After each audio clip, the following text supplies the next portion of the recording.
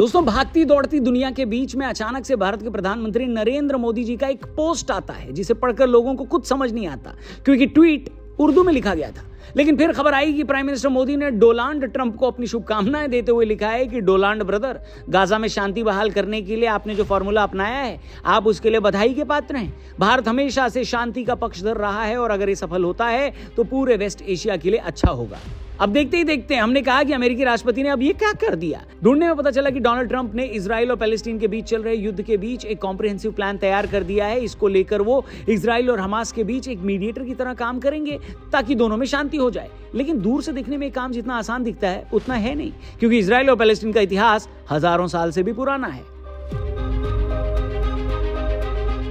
अब पिछले साल अमेरिका में आते ही ट्रंप ने वादा किया था कि वो आते ही सारी लड़ाइयां बंद करवा देंगे। रशिया और यूक्रेन की लड़ाई पर तो उनका कोई बस चला नहीं, तो डोनाल्ड ट्रंप ने अब इजराइल और फिलिस्तीन की तरफ अपनी नजरें घुमा ली हैं। करीब 2 साल से चल रहे इस युद्ध के बीच डोनाल्ड ट्रंप ने गाजा के लिए एक so called practical road map दिया, जिसे वो पर्सनल लेवल पर कंट्रोल कर रहे हैं। ट्रंप ने इसे बोर्ड ऑफ पीस के जरिए लागू करने की कोशिश की है। ट्रंप के इस रोड मैप का सबसे बड़ा हिस्सा यह है कि तुरंत युद्ध विराम कर अदला बदली शुरू की जाए। What the future holds for the Palestinians, no one really knows, but the plan that we put forward today is focused on ending the war immediately, getting all of our hostages back, getting everything back.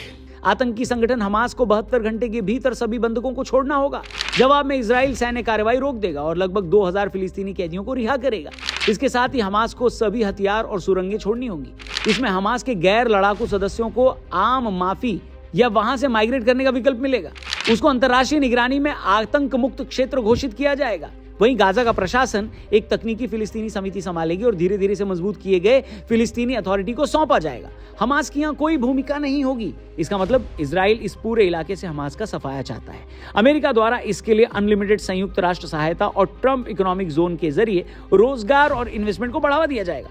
किसी को जबरन विस्थापित नहीं किया जाएगा। America और Israel इसके guarantor रहेंगे। ट्रंप ने क्लियरली बोला है कि अगर प्रस्ताव खारिज हुआ तो इजराइल को अंतिम सैन्य कार्रवाई की पूरी छूट होगी। इस बात को हाईलाइट करते हुए इजराइल के प्रधानमंत्री बेंजामिन नेतन्याहू ने साफ बोला है कि अगर हमास इसको एक्सेप्ट नहीं करता या एक्सेप्ट करने के बाद इसके विरोध में जाता है तो इजराइल ये काम खुद करेगा। नेतन्याहू ने सीधा बोला है कि या तो प्यार से या मार से, जो भाषा हमास के आतंकवादियों को समझ में आती है उसी भाषा में समझाकर इजराइल अपने बंधकों को छुड़वा कर रहेगा।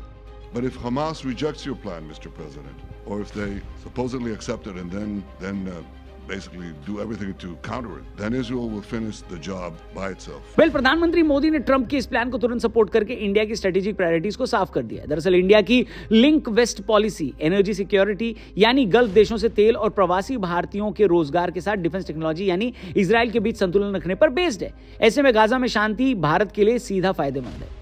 भारत हमेशा हमास को आतंकी संगठन मानता रहा है। प्राइम मिनिस्टर मोदी का समर्थन भारत की उसी आतंकवाद विरोधी नीति को दिखाता है। इसके साथ ही मोदी जी ने अपने बयान में 2 नेशन सॉल्यूशन की भी वकालत जरूर की है, लेकिन ज्यादा जोर इजराइल की सुरक्षा और स्थिरता पर रहा।